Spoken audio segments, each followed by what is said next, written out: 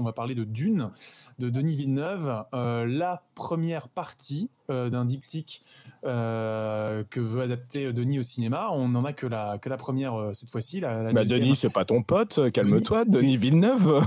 Denis, si, j'ai un peu. Si, Denis, c'est mon copain. Denis Villeneuve, donc, pour nous accompagner, donc Cédric qui a pris la parole. Cédric qui est toujours là. Toujours, évidemment. On a Charlie avec une magnifique chemise. Comment vas-tu, Charlie ? Et ouais, de retour, la plus belle chemise. Ça va très bien. Je suis content d'arriver au moment où on n'a plus de problèmes techniques. On va dire que c'est le hasard. Effectivement, on a bien transpiré pendant la pause. On va pas vous le cacher, mais a priori tout devrait bien fonctionner. Et sans plus attendre, je vais donner la parole à Antoine. Comment ça va, Antoine ? Ça va très bien. J'espère qu'on m'entend, que tout se passe bien. Oui.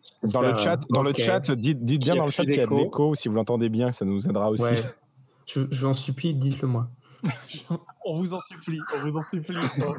Yes, tout le monde dit nickel, yes. Ah, parfait. C'est fantastique. Bravo, Karl. Je pense qu'on peut l'applaudir. On peut applaudir Karl. Bravo, Karl. Voilà, je l'applaudirai que dans 2 minutes quand on aura entendu la dernière personne. Voilà, oui, c'est vrai. Et donc, on va tout de suite saluer sans plus attendre Paul. Paul, comment vas-tu ? Eh ben écoute, je sors enfin des limbes de l'OBS, donc oui, ça va. Tu es sorti d'Arrakis avec ta maman, ça y est ? Tu as trouvé la sortie pour venir ? C'est ça. Bon, on va éviter d'insulter les darons tout de suite lors de cette critique qui promet d'être bien animée. Quelque chose me dit que déjà on est un peu plus nombreux et on va avoir des avis peut-être assez tranchés sur le film. Donc vous avez eu raison de rester jusqu'à la fin.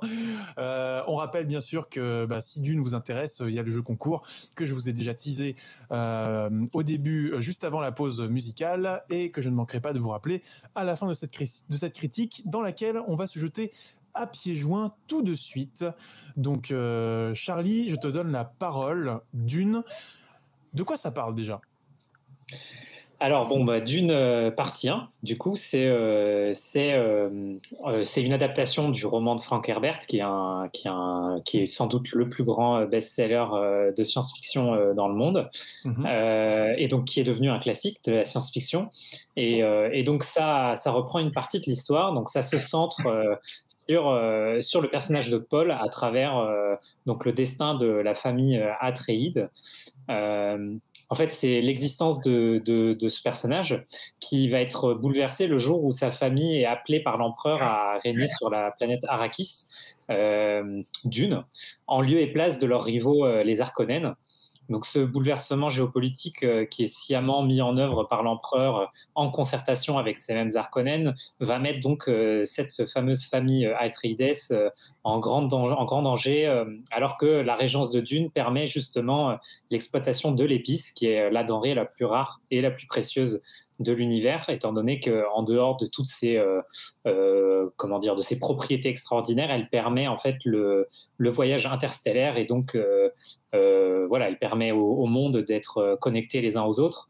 À partir de là, en fait, cette machination dans laquelle les Atreides se retrouvent va forcer le jeune Paul à s'affirmer et à aller à la rencontre de son destin, étant donné qu'il est doté de capacités physiques et surtout mentales extraordinaires qui pourraient potentiellement faire de lui le Kwisatz Haderach, cet être supérieur qui est espéré par les sœurs Bene Gesserit pour guider l'humanité vers un futur meilleur. Eh bien, c'est un résumé fort exhaustif. Franchement, je suis impressionné. Est-ce que j'ai réussi l'exposition ? T'as oublié de parler des culs du désert, mais je pense qu'on y reviendra après. Tu as le mérite d'être plus intelligible que le film de Villeneuve. Voilà. Mais vous êtes vilain. Vous êtes vilain, c'est pas vrai. Justement, je vais poser la question. Est-ce que cette quantité astronomique d'informations que tu nous as fort bien condensées, est-ce que justement à la hauteur des 2h30 du film, est-ce que c'est digeste ? Alors, écoute, moi je vais parler de mon point de vue qui est un peu particulier parce que j'ai vu le film 2 fois et j'ai eu 2 expériences assez différentes de visionnage, étant donné que j'ai lu les romans, j'ai vu le film de Lynch, et du coup, la première fois, j'ai eu un peu de mal en fait à totalement lâcher prise sur le film et à pas être dans l'analyse de comment est-ce que ça montre quoi, comment ça va expliquer si tiens il a choisi de faire comme ça. Donc il y avait un côté un petit peu, et forcément il explique pas tout, il ne montre pas tout. C'est le principe sur un film, même un film aussi long. Et avec un univers aussi vaste, avec autant de personnages, avec un roman qui de base se passe beaucoup dans l'esprit des personnages dont on adopte le point de vue, avec une multiplicité de points de vue à travers chaque chapitre. On se concentre sur un personnage, donc forcément on laisse des choses de côté. Et en fait le deuxième visionnage, je me suis beaucoup plus laissé porter par le film et par ce qu'il essayait de me raconter. Et le fait est que le film il se centre vraiment totalement sur l'arc du personnage de Paul. Il laisse les autres plus au second plan, mais du coup, je trouve que le pari est vraiment réussi dans le sens où je trouve le film très intelligible. Je trouve que on a toutes les informations qui sont amenées de manière assez intelligente, souvent visuelle. Et justement, il y a des choses qui sont amenées que de manière visuelle, qui ne sont pas expliquées. Donc, on peut penser qu'on manque des choses si on est lecteur du roman, mais je pense qu'en tant que spectateur néophyte, en fait, on n'en va pas avoir ce sentiment et simplement, on assiste à l'exposition d'un univers qui est plus large que l'histoire qu'on nous raconte tout simplement dans cette première partie. Donc, de mon côté, c'est assez réussi. Cédric ? Moi, alors avant toute chose, je rigole un peu, je trash talk un peu depuis tout à l'heure, mais j'ai pas détesté non plus. Hein. Voilà, on va tout prendre. Non, mais vraiment, c'est important. Pas qu'on pense que ce soit du Shang-Chi quand même. C'est pas parce qu'on a des réserves que sur le niveau. J'ai plus de réserves. En fait, disons que c'est plus problématique pour moi quand même Dune, parce que Dune, j'en attends un peu plus de la part de Villeneuve, qui, je sais, peut composer des choses et peut créer des choses, là où Marvel, j'ai plus trop d'attentes pour eux. Donc bon. Mais là, je suis pas complètement d'accord avec toi, parce que je trouve... et tu me l'as dit et on me l'a dit et je l'ai ressenti, qu'il y a un problème d'exposition et d'explication de l'histoire, et j'en veux pour preuve que à la fin des séances, ceux qui ont lu les romans sont obligés d'expliquer les choses à ceux qui ne l'ont pas lu. Tu m'as dit que tu as dû expliquer les choses à des amis à toi, des amis à moi m'ont dit la même chose, et moi-même j'ai dû expliquer avec Karl, on allait voir avec Karl, avec Guillaume et avec d'autres personnes, on a dû expliquer, Karl et moi, les tenants et aboutissants des choses que les gens ne comprenaient pas en voyant le film. Donc moi, je ne serais pas si net que ça sur l'intelligibilité du propos cinématographique pur, sans connaître aucune autre porte d'entrée sur Dune. Et je trouve surtout que il est vrai que c'est un film de 2h30, il est vrai qu'il y a beaucoup de choses à expliquer, que c'est un univers de science-fiction très âpre et qui a énormément de concepts et de contexte à expliquer. Mais il manque quelques trucs, mais des petits trucs même, ils auraient pu être dits pour faciliter l'explication. Par exemple, je trouve que à partir du moment où tu n'expliques pas à aucun moment de ton univers qu'il n'y a aucune sorte d'intelligence artificielle, c'est compliqué de faire comprendre aux gens pourquoi est-ce qu'il y a les mentats, pourquoi est-ce que l'épice c'est important, pourquoi est-ce qu'il y a eu un développement de la spiritualité, de la mentalité et de la religion aussi important en fait. Et ce n'est Mais est-ce que c'est vraiment important pour l'histoire ? Je pense que oui. Ça fait partie du background. Ça explique un peu tout. Ça explique ce qui arrive à Paul aussi. Ça explique ce qu'il est en train de le transcender, en fait. Sinon, il n'y a aucune explication à pourquoi il est transcendé et pourquoi il est élu par rapport à son destin. Ouais, mais ça n'a rien à voir avec les intelligences artificielles et puis les mentats, tu vois. Je suis pas sûr que... c'est parce qu'il n'y a pas d'IA. C'est parce qu'il n'y a pas d'IA que les mentats se développent, et donc que l'intelligence humaine et que le Bene Gesserit se développe, et donc il y a un truc où l'humanité essaye d'upgrade son cerveau et sa spiritualité, ce qui donne en fait tout ce qu'on voit vis-à-vis de Dune et des prophéties et de l'aspect messiatique. Je pense on va revenir dessus un moment, que messianique que doit être Paul. Justement, Paul, on va l'invoquer. Il me semble que sur la question de l'intelligibilité, Paul, tu avais quelque chose à ajouter. Ouais, alors la question de l'intelligibilité, elle est essentielle en fait par rapport à un film, parce que ça pose la question de la narration. Juste revenir par rapport à l'œuvre d'origine, quand même, le livre de Frank Herbert paru en 1965. La question de l'intelligibilité, elle est essentielle à l'aube de l'œuvre originelle, précisément parce que l'œuvre originelle est partie prenante d'une certaine forme d'hermétisme. Preuve en est qu'à la fin du récit, du roman, il y a un glossaire dans lequel est listé l'ensemble des termes qui nous sont présentés dans le corps du récit, mais qui ne nous sont pas expliqués. Et derrière ça, en fait, tu avais un projet littéraire. C'est-à-dire, Frank Herbert voulait doubler l'initiation du personnage de Paul de l'initiation du lecteur lui-même. Donc il y avait un vrai projet littéraire derrière. Et donc du coup, c'est vrai que l'hermétisme, c'est difficile à adapter au cinéma. Et donc pour revenir à la question de l'intelligibilité, le terme est un peu galvaudé parce que ça peut inclure deux choses. Ça peut inclure la narration purement factuelle des choses, ou ça peut inclure ce que moi j'appelle le langage du cinéma, c'est-à-dire la mise en scène.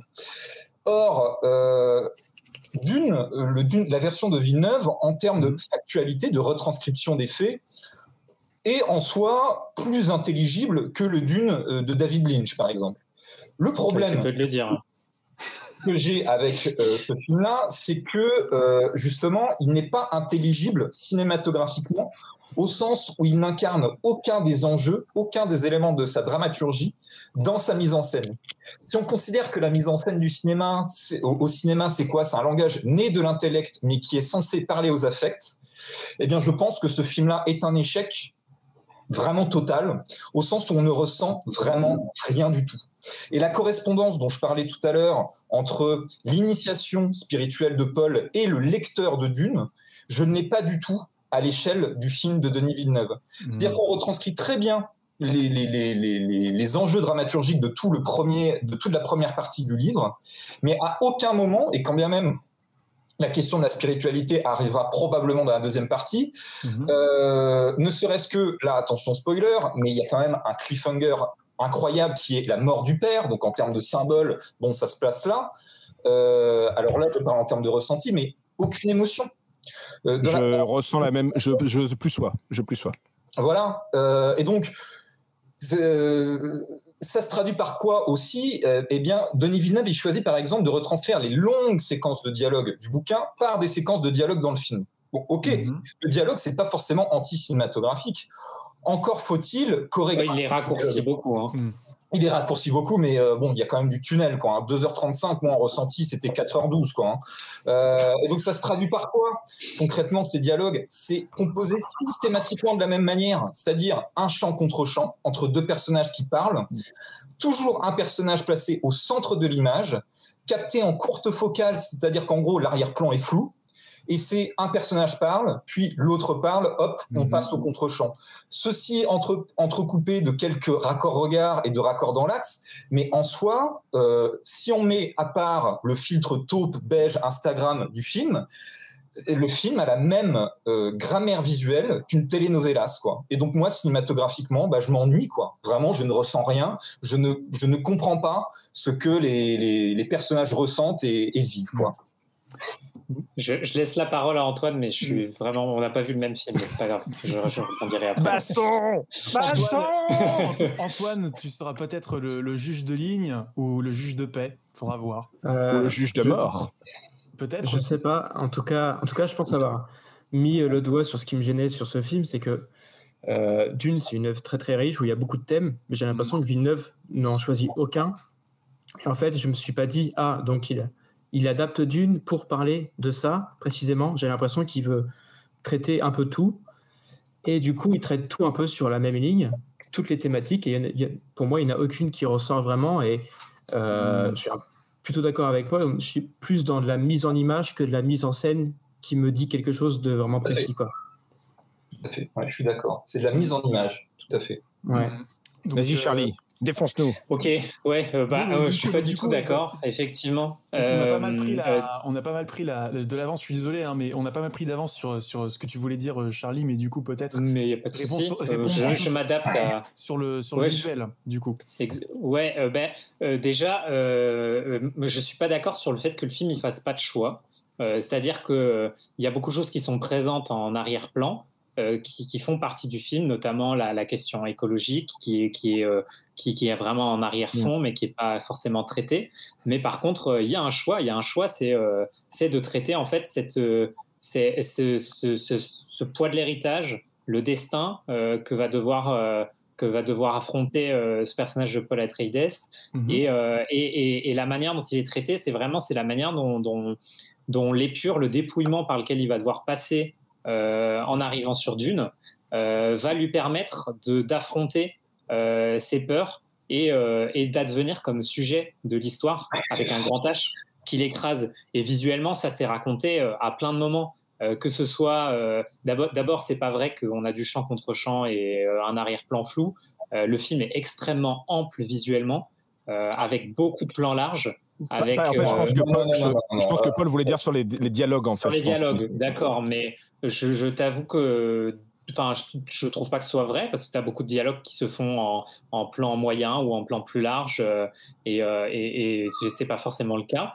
Et ensuite, tous ces plans, justement, notamment là, je pense à l'arrivée, le départ de Caladan, l'arrivée sur Dune, la guerre qui éclate. Il y a vraiment une manière de mettre en scène les engrenages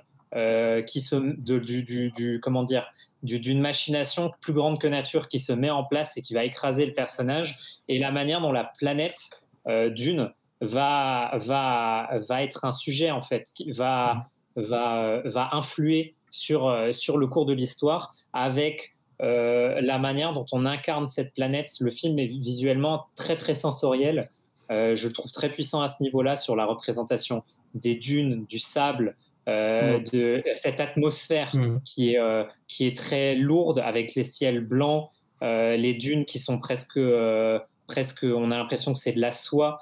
Il y a quelque chose d'extrêmement dense et qui participe, et qui va, notamment la musique. Alors ça, c'est assez intéressant, parce que je l'ai trouvé assez assourdissante sur mon premier visionnage, et le deuxième visionnage, où je me suis justement beaucoup plus laissé porter par ce que je considère être justement ce propos du film. Il y a quelque chose de beaucoup plus fort, avec un côté... en fait, la musique va être, d'une certaine manière, paradoxalement, une sorte d'incarnation de cet esprit, si on pourrait dire, de la planète Dune, qui va écraser ces personnages. Et on a comme ça une interaction, en fait, entre le son et la musique. Il y a un exemple qui est assez évident, mais ça arrive à plein de moments où le personnage de Lid Kynes tape sur le sable, et les coups s'intègrent à la musique. Et il y a vraiment là-dessus tout un travail que je trouve assez admirable. Et donc, non, je pense pas. Je pense qu'il y a un propos, et je pense qu'il y a une mise en scène pour le porter, mais ça reste une mise en scène qui comment dire, qui est très contemplative, et qui veut vraiment partir du sensoriel pour laisser émerger une spiritualité, une sensualité, presque un animisme par moment de cette planète. Et c'est un cinéma qui est différent. Mais je ne sais pas si je rebondis sur la question de l'émotion rapidement, ou si vous préférez rebondir sur ce que je viens de dire, parce que je pense que l'émotion... T'as beaucoup de trucs là, faut qu'on rebondisse un peu sur tout ce que ça dit. Ouais, je vais vous laisser. Non, je vais donner la parole justement à Antoine. Est-ce que cette démarche de blockbuster contemplatif t'a parlé, ou est-ce que justement le côté contemplatif court-circuite le côté blockbuster, ou l'inverse, ou les deux peut-être? C'était surtout pour nuancer un petit peu. Il y a des bonnes choses dans le film, mais je pense que moi j'ai trouvé que Villeneuve était très gêné, en fait, par toutes les infos qu'il devait transmettre, et je l'ai trouvé plutôt comme ankylosé, en fait, par tout ce qu'il devait mettre en place. Et il y a des fulgurances, hein. Je trouve que les Harkonnen, ils ont un design qui est vraiment surprenant, mais je l'ai trouvé plus libre sur un Blade Runner, où vraiment il prenait le temps, et je comprenais ce qu'il voulait me dire. Là, je pense qu'il a trop de choses à mettre en place, et peut-être que la seconde partie on aura une œuvre qui fera sens de manière plus complète. Mais je trouve que c'est un film que moi j'ai bien aimé aussi, mais qui est trop dense, et qui, du coup, je pense que Villeneuve est parfois trop gêné par tout ce qu'il a à installer, et voilà. Et à mettre en image, à faire ressentir et tout ça. Cédric, pardon, tu voulais rebondir du coup? Oui, la mise en image, effectivement, il y a à boire et à manger. Je trouve que ce qu'il y a de plus réussi, et là je peux rejoindre Charlie sur ce point-là, je trouve que le rapport de taille est plutôt bien géré. La grandeur de certaines choses, des vaisseaux, des cités, il y a quelque chose quand même de très prenant sur un point de vue visuel quand on fait des transitions de décors, qu'on voit que par exemple il y a une attaque, l'attaque des Harkonnen à la moitié du film se passe de nuit. Quand on a un plan où un personnage regarde au ciel, il voit le vaisseau immense depuis l'espace. Enfin, je trouve qu'il y a des idées comme ça qui rendent quelque chose de très prenant, hein, vraiment à voir, hein. Juste de voir les vaisseaux partir de Caladan, on les voit derrière Paul, donc on se rend compte de la grandeur de ces vaisseaux, puis après on a un autre plan où on voit que ces vaisseaux sont minuscules par rapport à l'énorme vaisseau qui gravite autour de la planète. Ça marche et je le conçois clairement. Mais moi j'ai un problème plus simple, qui est un problème dû à l'adaptation. Quand on adapte, je trouve ça intéressant de parler d'adaptation parce que on dit souvent, et je suis le premier à le dire, faut oublier l'adaptation. Un film, c'est un film, ça doit faire des concessions. Et je suis d'accord. Et je vais donner un exemple où je trouve que le film fait un sacrifice, mais je trouve qu'il ne donne rien en échange. Le roman a une particularité, si vous n'avez pas lu le roman, c'est que tous les chapitres commencent par des versets d'un livre fictif existant dans le récit qui est écrit par quelqu'un qui connaît le parcours de Paul et qui sait ce qu'il est devenu. Donc une espèce de figure messianique qui a sauvé l'univers. Donc, quand on commence certains chapitres, on nous dit clairement qui sont les traîtres, qui sont ceux qui vont mourir. Et on le sait d'avance. Le livre nous les spoil. Donc on comprend que si Frank Herbert il fait ça, c'est donc que les révélations, les péripéties ne sont pas le plus important du récit. Ce qui est le plus important, c'est de se dire Paul est un messie en devenir, il va devenir un héros qui va sauver la galaxie. Et donc, l'important, c'est pas de savoir comment son père meurt, qui va le tuer, c'est plutôt de comprendre comment on en est arrivé à ces éléments-là. Comment est-ce qu'on va voir la réalité et comment la légende, les textes qu'on a au début, l'interprètent, l'incarnent, comment la légende de Paul se crée.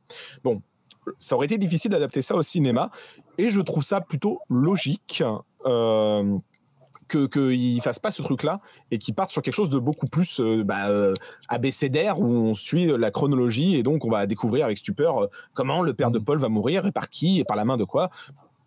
Pourquoi pas. Mais et là, je rejoins un peu Paul et Antoine, je trouve ça assez plat, dans le sens où je trouve qu'il ne crée rien. La figure du Messie, qui était pour moi le truc le plus important de l'univers de Dune, en tout cas la construction d'un Messie, et comment Paul, simple gamin, va devenir... ouais, je sais que j'ai de la lumière, on me le dit en off, je suis désolé, j'ai un reflet de voisin. Mais vous voyez, peut-être c'est le Messie qui me parle, là, c'est Dieu qui est en train de dire arrête, tu dis de la merde, arrête. Bref. Attendez, je me recule un peu. Je parle un peu plus fort exprès. Voilà. Le dieu de Camille. C'est le dieu de Camille. Voilà, je viens pas de Marly Gaumont, moi. Bref, je suis perdu. Voilà. Le film, quand même, doit parler de ça, de comment Paul, un simple gamin, fils de duc, donc qui est quand même un de sang noble, mais va devenir par plusieurs péripéties et des truchements génétiques l'élu qui va sauver le monde et apporter la paix dans l'univers, dans l'espace et dans le temps. Mais la mise en scène, pour moi, encore une fois, elle est très simple à ce niveau-là. C'est que les seules choses qui nous font comprendre que Paul, il a une transfiguration de Messie, c'est que il fait des transes un peu chelous, il regarde dans le vide parce qu'il a fumé un peu de l'épice, il fait « Oh, ils vont faire des guerres pour moi !» Et il y a cette seule musique que j'ai retenue, la musique de la femme qui crie, qui fait « Et dès qu'il y a cette musique, tu sais que c'est un moment qui doit être épique et qu'on doit retenir, mais je me dis « Ouais, enfin, c'est Paul qui fait caca dans le sable, c'est Paul qui se bat, c'est Paul qui boit de l'eau, enfin, c'est pas impressionnant, en fait, c'est pas impressionnant, et je vois pas en quoi ça crée un messie, ce truc-là, pour moi. Hein. Tu veux peut-être, je crois que Paul voulait rebondir et après Charlie. Ouais, alors je vais rebondir sur ce qu'avait dit Charlie tout à l'heure. Du coup, il a patiemment ma vengeance. En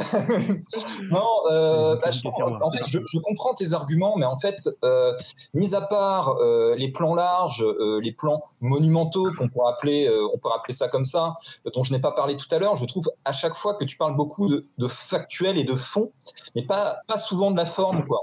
En termes de mise en scène, j'entends. Le problème que j'ai avec Dune, et c'est un problème que j'avais déjà avec Denis Villeneuve sur ses précédents films, alors je précise que je n'ai vu que ses films américains, mais c'est que pour moi, Villeneuve est justement un cinéaste de la factualité, de la surface, au sens neutre du terme, et que, en fait, l'intériorité de ces personnages, soit ne l'intéresse pas, soit il est en incapacité de l'incarner. Preuve en est que son précédent film, Blade Runner 2049, qu'on aime ou pas le film, ne parle que de surface, c'est-à-dire que c'est un personnage de robot qui s'interroge sur son absence d'intériorité pendant je ne sais plus combien de temps, 2h20, alors qu'on comprend aux 10 minutes que c'est un robot. Bref. Donc ensuite, concernant la musique aussi, plusieurs choses à dire. Je trouve pour le coup que c'est les rares éléments de mise en scène où je trouve il y a une question d'immersion en fait. Donc, quand on voit le film dans les bonnes conditions, je pense par exemple à l'incarnation de la voix de la famille Atreides, qui dans un son Dolby en fait est assez immersive et pour le coup là c'est une vraie idée de cinéma. Mais du reste, je trouve que la partition de Zimmer est vraiment symptomatique de notre époque, c'est-à-dire qu'il essaye de rajouter du bruit à une bande son qui est déjà extrêmement bruyante, que ce soit lors des scènes de bataille, etc. Et donc il est obligé de saturer sa bande sonore pour avoir de la place, quoi. Voilà. Alors après, sur la question de la sensation, pour moi, il faut revenir sur la question de la réception de l'œuvre de Frank Herbert en 1965, c'est-à-dire que ça déboule à un moment où, de façon très brève, je ne vais pas poser de tunnel, ne vous inquiétez pas. On est déjà dans le tunnel. Ça fait 1 heure, j'ai peur. Le roman Dune déboule en 1965 à un moment où la société américaine aspire à autre chose que le rêve américain normatif des années 50. Et en gros, c'est porté par la jeunesse, par les universités, et en gros, c'est un désir libertaire et qui est émulsifié par la reprise de différentes spiritualités, que ce soit l'hindouisme, le bouddhisme, etc. Et Dune, de façon consciente à inconsciente, arrive à capter ça, à capter ce désir libertaire d'émancipation des sens par la drogue, par la spiritualité, etc. Ouais. Et en fait, parce qu'il repose, quelle qu'en soit l'interprétation qu'on en ait, il repose sur un principe fondamental qui traverse toutes les civilisations, qu'elles soient orientales ou occidentales, c'est la correspondance entre le microcosme et le macrocosme, c'est-à-dire entre notre propre monde intérieur et le monde qui nous entoure. Paul Atreides va devenir le Muad'Dib à partir du moment où il maîtrise son environnement, c'est-à-dire la planète Arrakis. Et ce n'est que comme ça, que en entretenant cette correspondance-là, que du coup, il peut se réaliser et se confronter à lui-même. Et donc, du coup, eu égard à ce que j'ai dit, c'est quand même terrible de confier l'adaptation de Dune à un type pour qui l'intériorité ne l'intéresse pas et pour qui, pour moi, il ne l'incarne jamais de façon viscérale. Alors après, là, on en vient à la question du ressenti, parce que Charlie, tu m'as dit que tu n'étais pas d'accord, mais factuellement, le film de Jodorowsky puis de Lynch, donc qui devait se faire dans les années 80, était confronté à la question de la technique, en fait, des limites techniques posées par le cinéma. Or, depuis la révolution numérique, depuis la 3D, depuis la HFR, nous avons les moyens de figurer nos propres mondes intérieurs. On a les moyens d'incarner et de porter un récit cinématographique qui soit immersif. Pourquoi Denis Villeneuve n'a jamais utilisé ces outils-là ? Pourquoi son film s'en tient à une grammaire aussi pauvre et à une forme qui, en soi, pourrait faire que son film pourrait être sorti dans les années 90 ? Donc pour moi, c'est, outre l'échec d'incarner l'intériorité des personnages, je pense que ce film est symptomatique de l'industrie de son époque, c'est-à-dire d'une forme de conservatisme à l'égard de tous les nouveaux outils, alors qu'il y avait quelque chose de formidable à faire. Je veux dire, un personnage qui prend de l'épice, qui a ses sens décuplés, mais tu as la HFR sous la main qui te permet de voir mieux que dans la réalité. C'est-à-dire que pour avoir fait moi-même l'expérience de la HFR, c'est-à-dire de la haute fréquence d'image, ouais. Haute fréquence d'image, en 120 images par seconde, tu es un surhomme. Tu es littéralement Paul Atreides à la fin de Dune. Pourquoi il n'a pas fait ça ? Alors oui, on ne peut pas critiquer le film à l'aube de ce qu'il n'est pas, mais pour moi, c'est partie prenante d'un tout qui fait que pour moi ça fonctionne pas du tout et que pour moi au sortir du projet industriel l'histoire du cinéma ne retiendra rien de ce film-là. Et là vous voyez avec une musique qui devient un messie. Vous voyez comment ça marche la mise en scène.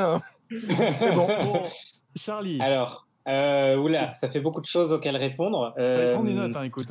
Ouais, c'est le problème, mais j'avais peur de faire de bruit sur mon clavier.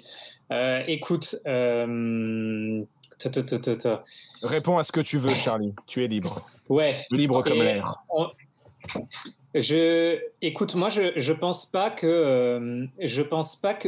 que l'intériorité en fait des personnages, elle n'a pas forcément besoin d'être figurée, et que moi, ce qui m'a beaucoup plu, en fait, mais ce qui m'a beaucoup plu dans ce film, c'est la manière dont on laisse la place en fait à toute cette dimension mentale et spirituelle d'émerger à travers les yeux du spectateur.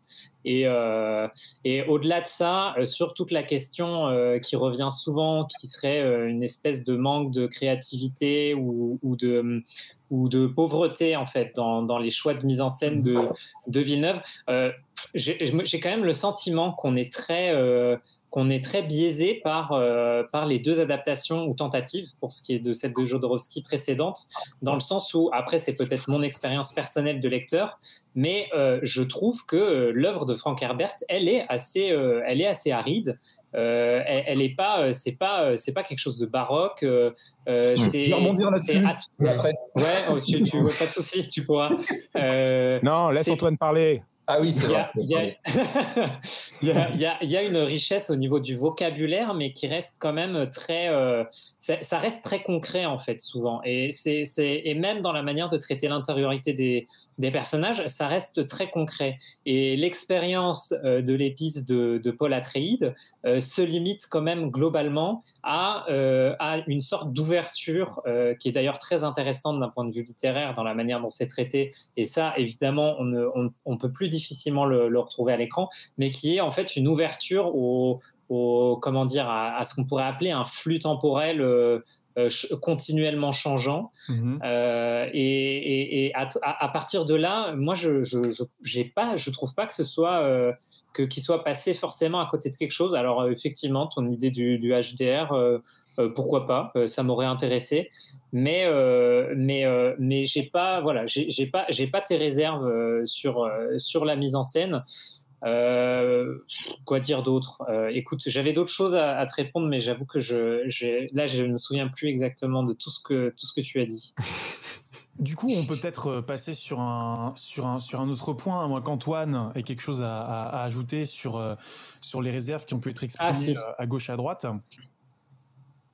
Non, j'étais plutôt d'accord avec Charlie quand il disait que c'est vrai que le roman est assez aride aussi, donc c'est vrai que traiter ce film de cette manière-là, ça pourrait avoir du sens aussi, mais encore aujourd'hui, je me demande pourquoi Villeneuve a voulu adapter Dune, et je ne sais pas ce qu'il ressort de cette œuvre-là. Il aurait dit en interview, il aurait en tout cas dit que c'était un roman d'adolescent et qu'il avait toujours rêvé de l'adapter. Donc moi, je veux bien le croire sur ce truc-là, parce que c'est personnel et ça tient à chacun, tu vois. Je rebondis juste sur votre truc sur la prose du roman. Oui, c'est un peu bloc de béton dans ta face, hein, mais je pense que c'est plus dû aux manières d'écriture de l'époque où la SF ne prenait pas les gens par les gants. Et ne se disait pas je vais devoir tout vous expliquer, tout machin. On rentrait immédiatement dans un récit et j'aurais aimé que le film ne soit pas justement de recopier ce style-là. Mais je laisse maintenant la parole à Karel pour la suite. Pour la suite, on peut se poser la question, je pense qu'elle a été relativement abordée déjà sur la question de l'émotion et qui transparaît de ce film. C'est vrai que moi, par exemple, en tant qu'animateur, je vais pas donner mon avis aujourd'hui, mais c'était un peu compliqué en sortant de la salle de mettre des mots sur ce que j'ai ressenti devant ce film. Et à vous entendre, on pourrait penser qu'effectivement, l'émotion, c'est quelque chose. Soit on ressort avec ses propres émotions et on va les mettre sur ce qu'on a vu, soit c'est un peu aride, justement, pour reprendre vos termes. Est-ce que c'est pas un problème lié au traitement du cheminement de Paul Atreides? En tout cas, est-ce que c'est pas aussi symptomatique d'une certaine façon d'aborder le parcours du personnage principal? Charlie. Moi, je laisse juste mon tour parce que j'ai répondu à ça tout à l'heure, mais juste pour dire tout ce que je racontais sur la figure du Messie, ça rentre dans ce que tu veux dire, toi. Écoute, alors moi il y a 2 points en fait, deux réserves que je pourrais avoir sur le film. C'est la manière dont est traitée la trahison de Yue. qui est effectivement, on passe à côté de quelque chose d'assez dramaturgique parce qu'on ne traite pas en fait de l'anticipation de cette traîtrise, de la recherche du traître et de ce que la découverte pour certains personnages de son identité peut entraîner, la suspicion aussi pour d'autres personnages, enfin toute cette partie-là, et effectivement l'émotion de la mort du père qui est raté. J'ai du mal à comprendre. Il y a un côté, effectivement, il y a de très beaux plans sur le personnage Oscar Isaac qui gît comme ça, mais du coup, il y a quelque chose qui a été manqué en termes d'émotion dramaturgique quoi, à ce moment-là, aussi à travers ce montage alterné. Mais bon, soit. Par contre, de manière plus globale, la question de l'émotion, elle me pose pas trop problème à partir du moment où on est vraiment sur une focalisation sur le personnage de Paul Atreides, qui est quand même un personnage qui, bon, dès le début est travaillé en fait par la question de ses responsabilités, de son destin, de ses capacités à porter tout ça sur ses épaules. Donc, dès le début, c'est quelqu'un qui, on va dire, qui est en doute, en proie au doute, mais qui reste assez étranger à des émotions plus basique, on va dire, plus humaine, et surtout sa trajectoire, c'est en fait aussi avec cet avènement du Messie qui va devoir porter, c'est aussi la perte d'humanité en fait de ce personnage qui est raconté, et moi il y a un des moments qui est assez fort, je trouve. C'est à la fin, c'est la manière dont on montre à l'écran à quel point en fait son avènement en tant que leader prophétique, il passe à travers la question du meurtre et du coup à quel point sa destinée est aussi liée à la question de la mort et de la destruction. Alors là où je peux rejoindre Paul, c'est que effectivement tout ça est très factuel. C'est-à-dire que c'est des questions narratives, c'est des choses qui sont dans le texte, en fait, dès le départ. Après, il y a un choix de le mettre en avant un peu de manière différente, mais c'est aussi le cas parce que, par exemple, Cédric, tu parlais du fait qu'on n'ait pas l'impression qu'il passe des étapes dans cette espèce de trajectoire qui l'amènerait à être un messie. Moi, je suis pas trop d'accord parce qu'il y a deux scènes notamment, par exemple, qui sont assez fortes, qui sont la traversée de la tempête, où en fait il y a cette prise de conscience que il doit se laisser porter. Il y a la question de la peur en fait qui est très, très importante, et le face à face avec le Shai-Hulud de nuit, donc ça aussi évidemment c'est dans le roman, le fait que ce soit de nuit, mais représenté à l'écran, ça a une autre force. Ce Shai-Hulud en fait qui représente une espèce de peur fondamentale, hein, qui est le point de bascule un peu, ce face à face. C'est le Shai-Hulud qui est toujours sous la terre, donc ces espèces de peur et d'angoisse qui sont intérieures et qui sont latentes, et à ce moment-là c'est important en termes de dramaturgie, et en termes de passage. C'est pas sur ça que je veux rebondir, mais oui, c'est pas faux, mais c'est plus là. Moi, j'ai pas eu. En fait, tu t'es trompé sur un point, ou alors je me suis mal exprimé. Ouais. Je dis pas que Paul ne subit pas d'épreuves de Messie. Je dis que la manière dont elles sont montrées à l'écran se ressemblent à peu près toutes, et elles passent par des ralentis, la musique à base de cris de femmes, et tu comprends qu'il a passé une étape, quoi. Mais par exemple, au moment qu'on me dit lâcher prise et que c'est littéralement lâcher le guidon d'un vaisseau spatial, je trouve ça très léger en termes de lâcher prise. C'est pas ça le lâcher prise, c'est quelque chose qui se rapproche plus étonnamment de la confrontation au Shai-Hulud à la fin, où il accepte de lui faire face et de le regarder. Ouais, mais c'est pas la même scène, il y a quand même 25 minutes entre les deux, tu vois, c'est compliqué pour moi de les défendre.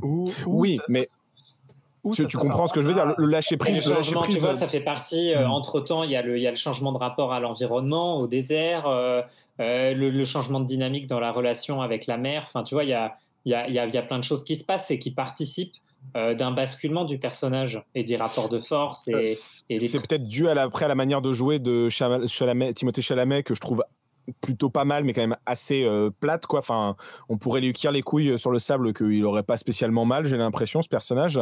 Mais mais c'est le personnage de Paul est un peu comme ça. Hein. Il est insensible. il est quand même émogoth à fond les ballons. Mais en plus, le Shai Hulud, moi j'ai un vrai souci, je trouve ça très mensonger, c'est que la bande-annonce le montre de jour, alors que dans le film c'est de nuit, et c'est une nuit artificielle qui est assez dégueulasse visuellement en fait. C'est pas une nuit artificielle. C'est pas une nuit artificielle. Ils ont tourné en fait juste avant le lever du soleil, quand tu as une luminosité très basse. Dans la bande-annonce, c'est pas cette luminosité-là, c'est pas cet étalonnage-là, et on le voit très bien. En fait, le monstre là, on le voit pas trop, je trouve. Il y a un vrai souci de. Enfin, c'est quand même la première fois qu'on le voit hors du truc, et il est à moitié détruit par les images très sombres. Alors peut-être qu'on m'avait dit que c'est un film IMAX, donc peut-être que le voir en IMAX avec une meilleure luminosité aurait changé cette vision-là. Je suis quand même assez déçu. Et moi, le seul point sur lequel je voulais rebondir tout à l'heure, c'était tu parlais du docteur. Et je trouve que c'est un très bon exemple quand ce que je parlais de l'adaptation du roman. C'est que dans le roman, quand on découvre le docteur, on a un petit passage qui nous dit très vite, donc un texte de récit des aventures de Paul qui dit que ça sera lui le traître.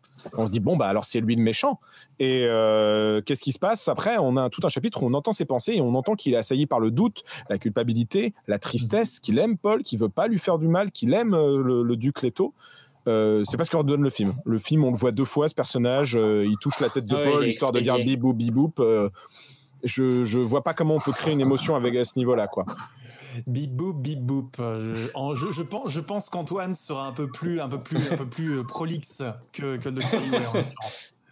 Oui, alors moi, du coup, c'était un petit peu lié à ce que tu disais, Cédric, parce que je voulais parler du personnage du père, et notamment de sa mort. Enfin, je trouve qu'il y a un vrai acte manqué avec l'aspect paranoïaque, parce que il aurait pu jouer là-dessus, sur le fait qu'on suspecte tout le monde. Il y a une scène où il parle à sa femme et où il lui fait comprendre qu'il sait que le piège se referme autour de lui et qu'il aurait aimé avoir plus de temps, mais le film aussi aurait aimé avoir plus de temps parce que c'est quelque chose qu'on ne ressent pas. Et c'est vrai que le passage du docteur, quand on réalise que c'est lui le traître, ça ne nous fait rien, c'est comme si on venait de le découvrir en fait. Et je pense que l'adaptation, il aurait pu, je sais pas, fondre plusieurs personnages en un pour lui donner plus de temps d'écran, par exemple, faire des choix en fait. Et là, malheureusement, en tout cas, c'est vrai que c'est un film qui est sous l'angle de Paul, mais du coup, pour moi, c'est un acte manqué. Ce personnage, alors que Oscar Isaac est vraiment très très bon, mais il fait ce qu'il peut parce qu'il a très très peu de temps, je pense, pour exister, quoi. Pour être totalement honnête, et je crois que Paul, je t'avais entendu en parler, il me semble. Je pense que pour bien traiter en fait de l'ensemble de l'intrigue. Et pour éviter ce genre de problème, il aurait fallu faire le premier roman, Dune, en 3 parties en fait, et pas en 2. Et s'arrêter au moment de la mort du père. Et là, on aurait pu gagner le temps nécessaire justement pour beaucoup plus travailler toute cette question de la trahison et des doutes, et peut-être aussi rajouter un petit peu, toute la dimension politique sur la planète avec les différentes familles qui règnent là, qui sont... Mais il y a tout un truc de tradition qui est pas traité dans le film. Mais en tout cas, ne serait-ce que pour déjà ça, si on se recentre vraiment sur cet arc narratif, je pense que le film aurait gagné à se découper en 3 et pas en 2. Mais ça, à mon avis, c'est des questions de production aussi qui sont pas juste de la volonté de... Ou à développer certains personnages, parce qu'il y a des personnages qui se ressemblent tous. J'oublie toujours leur nom, mais dans les adjuvants du Duc, là il y en a un qui est joué par Thanos et il y en a un qui est joué par Aquaman. Enfin, c'est le même perso, quoi, globalement. Je suis pas d'accord avec ça. Dans le film, c'est limite, ils ont le même rôle. Il y en a juste un qui est avec son sourire de beau gosse surfeur qu'il a dans tous ses films, et il fait je suis allé avec les Fremen, c'était cool, et je fais ok, et l'autre il tire la gueule. Mais quelle est leur fonction dans le film? Vraiment, très honnêtement, si aucun de nous n'avait lu le roman, est-ce qu'on pourrait nous dire quelles sont les fonctions de ces 2 personnages très distinctement? Moi, je pense pas. Alors, qu'est-ce qu'ils auraient en moins en fait que dans le roman? Parce que ce sont tous les 2 dans le roman des maîtres d'armes, ils sont tous les 2 formateurs de Paul dans le roman. Il y en a un qui est maître d'armes et l'autre qui ne l'est pas déjà dans le roman.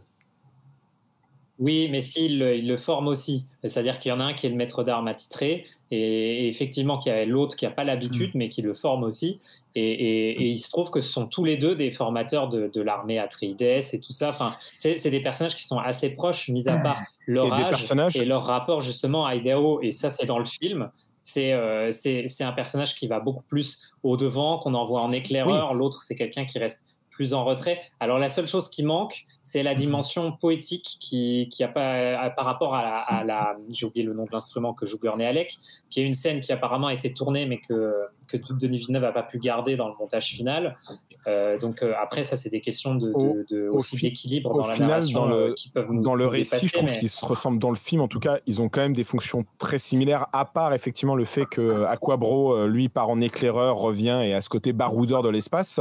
Mais surtout, ce qui me gêne le plus dans ce traitement de personnage, moi je veux bien que le film soit centré sur Paul Atreides et sur sa mère et sur leur parcours à tous les deux principalement. Ce qui me gêne, c'est que quand arrive la scène de l'attaque, on ne sait pas ce qu'ils deviennent, on ne sait pas s'ils sont morts, s'ils sont vivants. Et il y en a plein de personnages. Le personnage de Thanos, j'oublie son nom à l'acteur encore. Josh Brolin. Merci, le personnage de Brolin disparaît littéralement. On le voit partir au combat, mais on ne sait pas ce qu'il devient. Le Mentat, il disparaît complètement. Mais c'est le cas dans le roman. Hein. Dans le roman, on en perd totalement trace. Roman n'est pas film, et je pense que quand tu mets en scène des personnages, tu peux pas les faire disparaître juste parce qu'ils ne t'intéressent plus ou que tu n'en as plus besoin. Il faut quand même leur donner ou un truc, mais très simple. Hein. Moi, je peux juste qu'on voit qu'on leur découpe la tête, ou qu'il est emmené en prison. Je sais pas, même le Mentat, j'ai oublié le nom de l'acteur, mais qu'est-ce qui devient ce personnage? Moi, je pense que la question, elle aurait été réglée si, comme disait Charlie tout à l'heure, si Villeneuve avait terminé son film sur l'état d'ébahissement de la mort du père de Paul. C'est vrai que ça aurait été bien, ça. Du coup, tu reprends dans le film 2, qu'est-ce que ces personnages sont devenus? Or là, le gros problème, c'est qu'il relance avec un deuxième arc qui est à la fois hyper expédié et trop long, c'est-à-dire en gros le début de l'initiation spirituelle de Paul dans le désert, mais du coup sans boucler tout ce qu'il a entrepris pendant 2 heures juste avant. Donc du coup, ça c'est un mauvais choix de dramaturgie. Je voulais juste rebondir sur ce que tu disais, Charlie, tout à l'heure, par rapport à ton ressenti sur le texte et par rapport au fait que on serait en gros prisonnier des lectures baroques de Lynch et de Jodorowsky. Moi, pour ma part, ma lecture du roman, elle se rapproche de la tienne, c'est-à-dire que, et je pense que c'est amené par Frank Herbert, c'est-à-dire que c'est un texte qui est très cloisonné par le protocole, c'est-à-dire que ce sont des maisons impériales qui sont soumises à un certain nombre de règles et qui est redoublé par l'hermétisme même du texte dont je parlais tout à l'heure avec le glossaire à la fin. Mais en même temps, c'est contrebalancé par quoi? Par un point de vue omniscient qui permet toujours d'orchestrer l'hypersensibilité des personnages. C'est-à-dire que quand tu as le couple Leto et la mère Jessica, je veux dire, il suffit qu'il lui touche le bout du doigt et tout de suite c'est volcan, quoi. C'est-à-dire que c'est en termes d'hypersensibilité, ça se pose là, quoi. Donc il y a toujours cet équilibre entre, encore une fois, l'intérieur et l'extérieur, le microcosme et le macrocosme. Alors après, concernant le choix de design, de world building entrepris par Villeneuve, qu'on associe souvent à une esthétique qu'on dit brutaliste. Du coup, on pourrait se dire au premier abord, ah bah oui, vu que le texte est cloisonné, du coup l'esthétique brutaliste correspondrait avec ce ressenti-là. Sauf que le brutalisme et l'aridité, ça n'implique pas forcément une pauvreté dans le langage cinématographique et une absence de texture. C'est-à-dire que, par exemple, moi, je veux bien que tu fasses des vaisseaux extrêmement carrés avec des formes géométriques, etc. Mais la surface même de ces vaisseaux-là, on est en l'an 10 000 après notre ère. Est-ce qu'à aucun moment, tu sens que ces vaisseaux-là ont une histoire? Est-ce que tu sens que ces vaisseaux-là ont parcouru la galaxie? Est-ce que tu sens que ces vaisseaux-là carbure à l'épice, etc. C'est qu'en fait, tous les choix esthétiques ne sont encore une fois que pure factualité et que pure surface. Je me permets de te couper. Il carbure pas à l'épice. Je me permets de te couper pour un truc. Et là, je vais être du côté de Charlie. C'est les gros vaisseaux dans lesquels ils sont. Je vais être du côté de Charlie. Moi, je trouve qu'il y a un design qui est réussi. C'est les petits vaisseaux en forme de libellule où je trouve qu'on sent qu'il y a un vécu derrière ces personnages-là. Il applique textuellement ce qu'il y a dans le bouquin. Oui, mais il pourrait le foirer parce qu'il a expliqué d'autres trucs textuellement de ce qu'il y a dans le livre et il le foire. Donc là, au moins, je trouve que c'est réussi. Et je rejoins aussi Charlie sur un truc. Je sais, bien sûr. Ah là là, il l'a placé. Oui, je l'ai sorti. Il l'a placé. C'est le mot préféré de Paul pour les auditeurs qui ne le sauraient pas. Et je rejoins Charlie sur un autre point dans le truc que moi je trouve assez réussi dans structure, enfin en tout cas dans le développement du world building, c'est le côté un peu mystique religieux à ce niveau-là. J'aime bien l'idée que, mais alors ça aurait été plus clair si encore une fois on avait expliqué lors d'une phrase qu'il n'y a pas d'IA et que l'humanité a développé une autre spiritualité, enfin voilà, un autre truc. Mais j'aime bien l'idée de voir des peuples qui font peuple arabe, peuple islamiste, en train d'attendre le Messie avec les chapelets de prière. Et ça, j'aime bien cette idée-là visuellement. Je la trouve cool, je la trouve intéressante, je la trouve cohérente avec l'univers de Dune. J'aurais aimé en voir un peu plus et que ça soit plus crédible dans le développement. Mais j'aime bien cette idée qu'un film de SF propose quelque chose un peu de très Laurence d'Arabiesque, si je peux dire entre guillemets. Et ça c'est une idée que j'aime bien et que je trouve assez fraîche, et je peux pas enlever à Villeneuve qui s'est posé quelques questions à ce niveau-là. Même il en parlait au niveau de l'écologie, Charlie, mais les palmiers, par exemple, les dattiers ou les palmiers. Non, les dattiers. L'idée des dattiers est plutôt intéressante. En plus que le rapport que ces dattiers, ils valent l'équivalent de 10 hommes en eau, et donc en gros, on tue des centaines d'hommes pour ces dattiers, mais ils sont un symbole, quoi. Et vu ce qui arrive aux dattiers. Mais en même temps, les locaux ne veulent pas s'en débarrasser, parce que du coup, ils sont comment dire, ils sont victimes un peu de leur spiritualité aussi, et du poids de leur tradition. Voilà.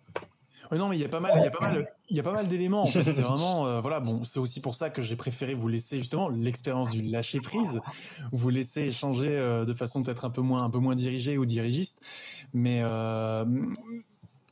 voilà, c'est un film, c'est un cas d'école un peu compliqué. C'est aussi un film qui a, on a quand même eu une tentative avortée, ouvertement mystifiée par beaucoup de gens. On a une tentative avec Lynch qui n'a pas été, qui a des retours quand même très très contrastés. Qui est un foirage total, faut dire les choses. C'est des retours très contrastés, on va dire ça comme ça. Et donc là, forcément, avec cette adaptation, se condamnait un peu à déplaire. Je sais qu'il y a des gens qui, quand ils ont appris que le film revenait aux mains de Denis Villeneuve, s'arrachaient déjà les cheveux. D'autres qui étaient au contraire très très enthousiastes.